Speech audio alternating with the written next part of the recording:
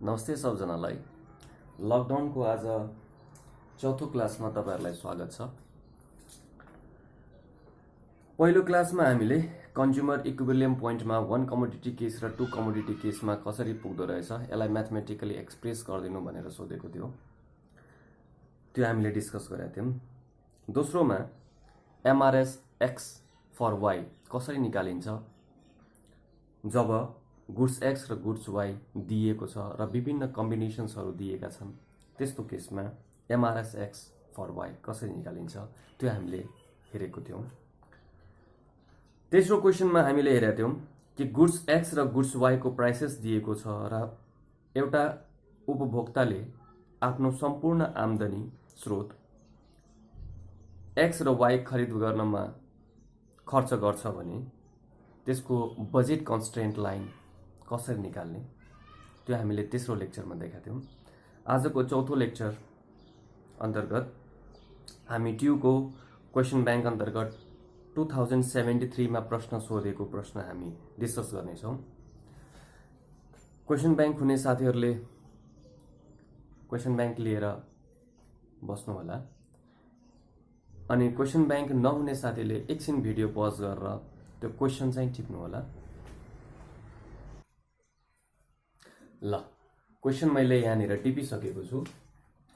Late a consumer select two goods X and Y for consumption having prices with ₹200 and ₹100 respectively and fixed income with ₹1000. Draw budget line. ट्यू 2073 मा सोधेको 2 marks को question हो यो क्वेशनले के भनेको छ त त्यतातिर जाउँ। यो क्वेशनले भन्न खोजेको हो कि यदि एउटा ग्राहक, एउटा कन्ज्युमर, एउटा उपभोक्ताले दुईवटा वस्तु एक्स र वाई दुईवटा वस्तु मात्र उपभोग गर्दछ। ध्यान दिनु होला, मात्र उपभोग गर्दछ, जसमा उसको कुल आम्दानी, कुल बजेट 1000 हुने गर्दछ।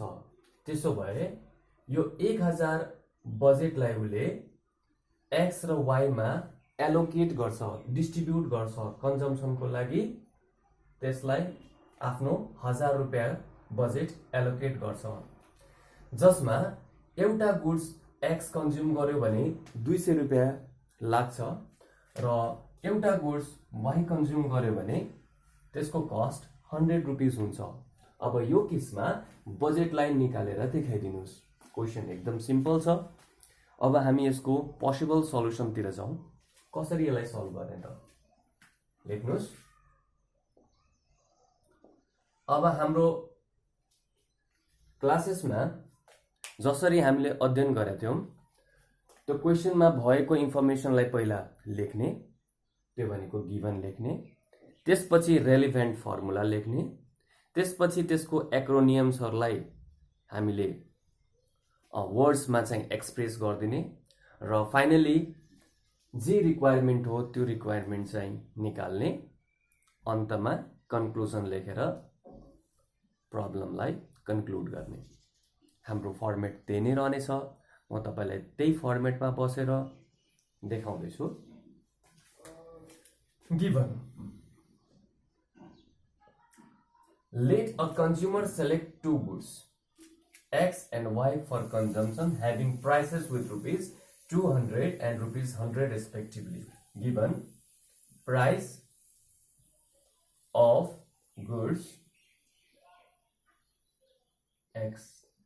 X वस्तुको मूल्य कति दिएको छ त 200 रुपैयाँ, ₹200। सर कसरी थाहा पाउनु भयो? यहाँनिर रेस्पेक्टिभली छ। एक्स पछि वाई, त्यसैले यो एक्स को हो अनि यो वाई को हो क्रमशः भनेर दिएको छ। यसलाई px गरेर नोटिङ गर्दिनुस्। Next price of goods Y, त्यो भनेको price of Y is equal to ₹100। ठीक छ। अब फिक्स्ड इन्कम उसँग कति छ? 1000 रुपैयाँ। कन्ज्युमर्स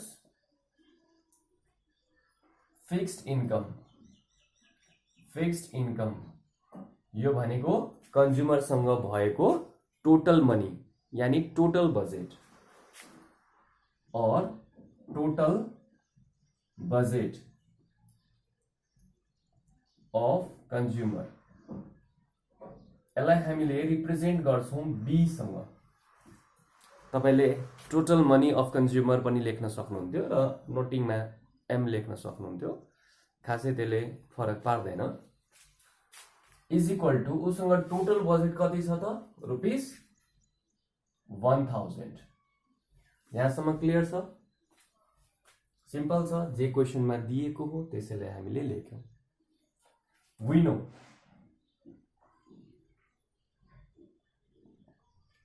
हामीलाई के थाहा छ, अन्डर प्राइस लाइन अथवा budget line, B is equal to PX into X plus PY into Y। Sir यो के लेख्नु भएको, यो प्राइस लाइन यानी बजेट लाइन को फर्मुला लेखेको। अब किनकि यहाँ एक्रोनियम्सहरु युज भएको छ, यसलाई हामीले वर्डमा एक्सप्रेस गर्नुपर्ने हुन्छ, जहाँ बी भनेको के हो त, total money income of consumer और टोटल बजेट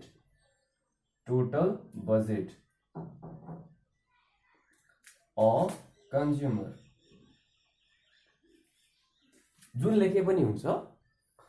अनि त्यसपछि PX भनेको प्राइस अफ एक्स कमोडिटी, यहाँ कमोडिटी छ कि गुड्स छ, शब्दमा उले गुड्स युज गरेको छ, त्यसैले हामी यहाँ गुड्स शब्दकै युज गर्छौं। गुड्स कमोडिटी भएको भए कमोडिटी युज गर्थ्यौं। PY भनेको के हो त, प्राइस अफ वाई गुड्स, अनि X भनेको नम्बर अफ कमोडिटी, X भनेको X गुड्स इन युनिट भनौं न, अनि Y भनेको Y गुड्स इन युनिट। यहाँसम्म हामीले भनेको जस्तै गर्यौं, गिभन लेख्यौं अनि फर्मुला लेख्यौं, फर्मुलामा भएको जुन एक्रोनियम्सहरु छ तिनीहरुलाई शब्दमा लेख्यौं। अब आउँ नेक्स्ट लेभलतिर, यसलाई मेट्दैछु।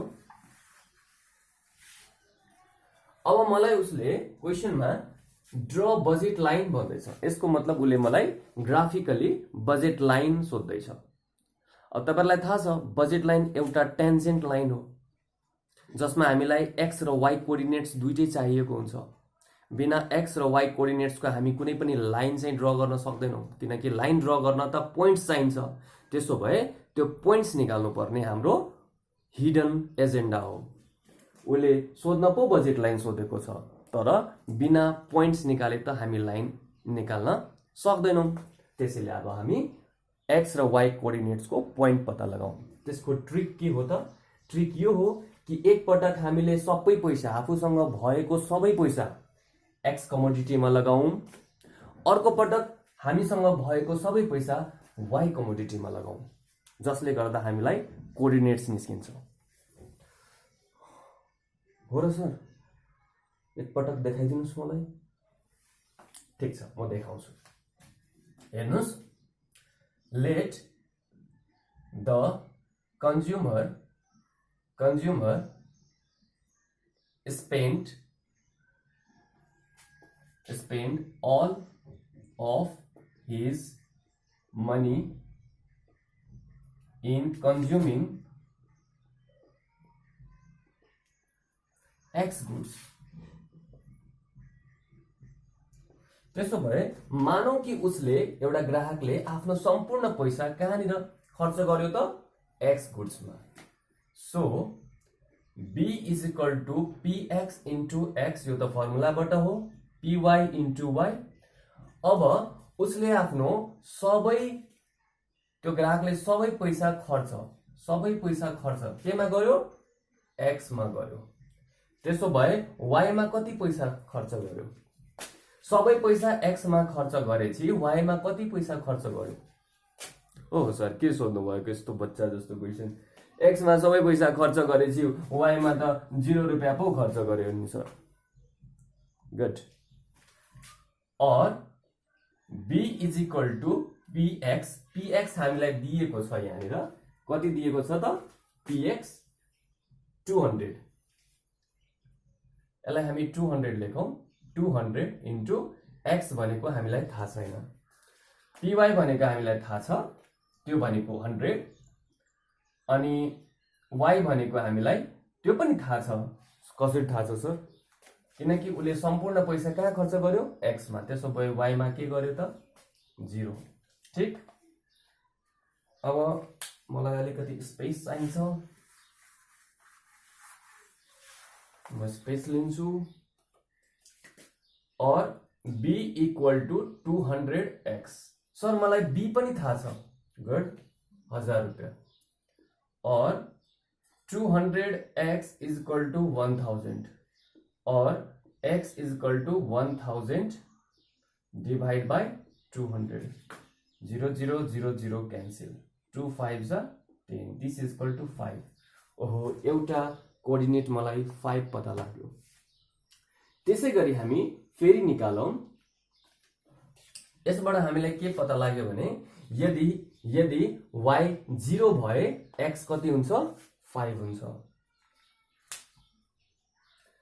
अब यहाँनिर सिमिलरली लेखौं यति ठीक छ हो सर ठीक छ लेखौं similarly let the consumer spend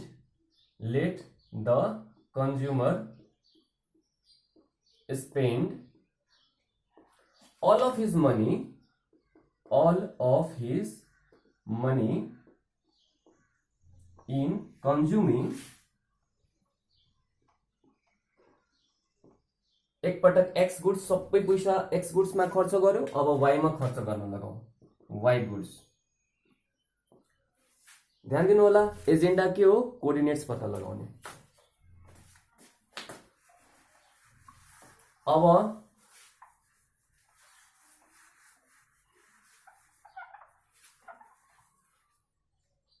यहाँबाट हामी कन्टिन्यू गर्दै छौं माथि सो b इक्वल टु यति अब ध्यान दिनुस् और b भनेको भ्यालु हामीलाई थाहा छ 1000 उले आफ्नो सम्पूर्ण पैसा कहाँ खर्च गर्यो y मा सम्पूर्ण पैसा कहाँ खर्च गर्यो y मा त्यसो भए x मा कति पैसा खर्च गर्यो ओ सर यो पनि धेरै इजी छ सबै पैसा उले y मा खर्च गर्यो भने x मा त 0 रुपैयाँ खर्च गर्यो के गरेकै छैन गुड 0 रुपैयाँ खर्च गर्यो px भनेको मलाई थाहा छ सर 200 प्लस py भनेको पनि मलाई थाहा छ सर 100 अनि y भनेको मलाई थाहा छैन गुड यही त निकाल्नु पर्ने हो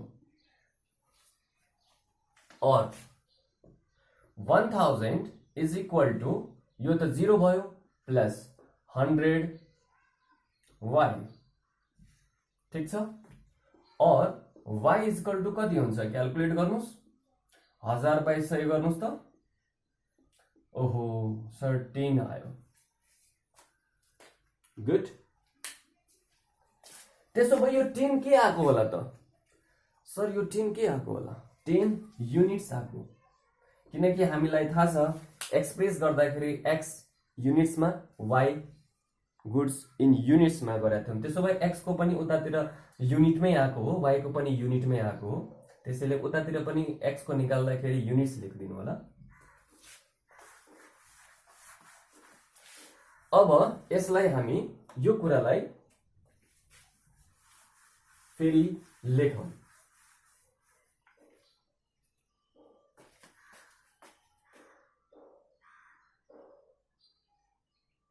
x y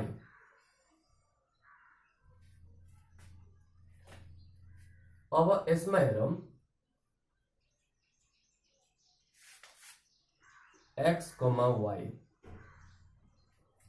यो समरी हो, अहिले गरेको समरी हो।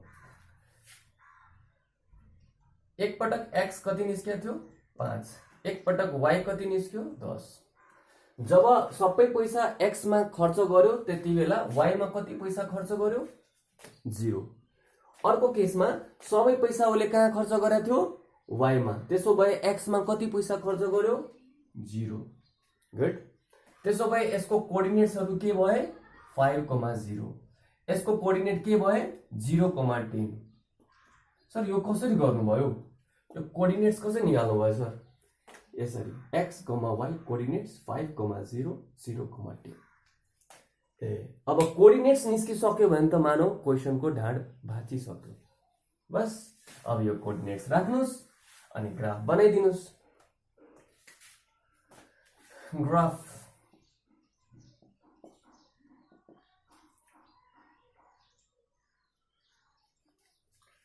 यता यो 0, यो x एक्सिस, यो y एक्सिस। अब y एक्सिस मा y गुड्स लेख्नुस् अनि x एक्सिस मा x गुड्स लेख्नुस्। सर म x एक्सिस मा y गुड्स लेख्दा हुँदैन? हुन्छ, एकदम हुन्छ। तर के छ भने x एक्सिस छ भने x गुड्स, y एक्सिस छ भने y गुड्स सुन्दा पनि राम्रो लाग्छ, हेर्दाखेरि पनि ठिक्क देखिन्छ। तर हैन, उल्टा गर्न सक्नुहुन्छ, that doesn't matter. So let us plot these graphical points. अब यहाँनिर गर्नुस् 2 4 6। यहाँ 10 छ, हाईएस्ट y ओ x मा हाईएस्ट कति छ त? x मा हाईएस्ट 5 छ, x मा हाईएस्ट 5 छ भनेपछि 5 कै लिउँ, 5 कै लिउँ, 5 10 अनि यहाँनिर लिउँ 5 10 15। सर यसरी किन लिनुभयो तपाईले? 5 को ग्याप किन लिनुभयो? किनकि म यहाँ हेर्छु x मा सबभन्दा हाईएस्ट भनेको 5 छ अनि y मा सबभन्दा हाईएस्ट भनेको 10 छ। 10 सम्म पुग्नको लागि 5 देखि 10 सम्म पुगौँ न। दुईबाट पनि गर्दाखेरि एउटै कुरा आउँछ, त्यसैले त्यसमा चाहिँ विवाद छैन। अब आउँ x कति छ त 5, x कति छ x कोलममा जाउँ, x 5, 5 मा पुग्यौं, x 5 मा पुग्यौं। y कति छ 0, y कति छ 0, y कति छ 0। त्यसो भए एउटा पोइन्ट यो भयो। अर्को पोइन्ट हेरौं, x कति छ 0, x कति छ 0 अनि y कति छ 10, y कति छ, y को कलममा जानुस्, मतलब भर्टेक्समा जानुस्, यहाँ 10 भयो। त्यसो भए तपाईले दुईटा पोइन्ट्स पाउनु भयो अनि तपाईलाई थाहा छ price line, budget line, tangent line हुन्छ। स्ट्रेट लाइन ड्रा गर्नुस्। ए सर यो भन्दा तल गयो भने के हुन्छ? लजिकली गलत हुन्छ। किन सर? यो भन्दा तल गयो भने किन गलत हुन्छ? किनकि यो भन्दा तल जानुको मतलब हो नेगेटिभ जानु। के यहाँ नेगेटिभ गएको फिगर छ? छैन सर। त्यसो भए यो यदि तपाईको x कोअर्डिनेट भन्दा तल गयो भने मार्क्स कति आउँछ? 0। त्यसरी नै y एक्सिस, y कोअर्डिनेट भन्दा सर एक्जामिनेसनमा हेरौं यति मात्रै लेखेको छु, नम्बर आउँछ कि आउँदैन? तपाईको कोअर्डिनेट्स टच नै गरेको छैन। यहाँ त भर्टेक्समा तपाईले कोअर्डिनेट्सहरुलाई टच गराउनु भएको छ। 5 0 0 10 यो प्लटिङै तपाईको भएन, त्यसैले तपाईको ग्राफ अधुरो भयो, नम्बर पाउनुहुन्न। ठीक छ? त्यसैले तपाईले टेन्जेन्ट बनाउँदाखेरि एकदम ध्यान दिनु होला। यो पुरै स्केल राखेर स्ट्रेट लाइन ड्रा गर्नु होला, स्केलको प्रयोग गर्नु होला। So we are here. हामीले बजेट लाइन बनाइसकेका छौं। उले यही प्रश्न सोधेको थियो, बजेट लाइन बनाइदिनको निम्ति हामीले त्यो गरिसक्यौं। आजको लागि यति नै। यदि तपाईहरुले पढाएको कुरा बुझ्नु भयो भने थम्स अप, लाइक गरिदिनुस्। यदि बुझ्नु भएन भने तलको सेक्सनमा के बुझ्नु भएन त्यो कमेन्ट गरिदिनुस्। सम्भवतः म त्यही दिन तपाईहरुलाई डाउट्स क्लियर गरिदिन्छु। यदि भएन भने म अर्को भिडियोमा त्यस्ता पाइल्ड जुन कमेन्ट्सहरू हुन्छन् तिनीहरूको लागि एउटा छुट्टै भिडियो बनाइदिन्छु। लकडाउन पिरियडमा हाम्रो सपोर्ट छ। Stay safe, stay at home. Thank you.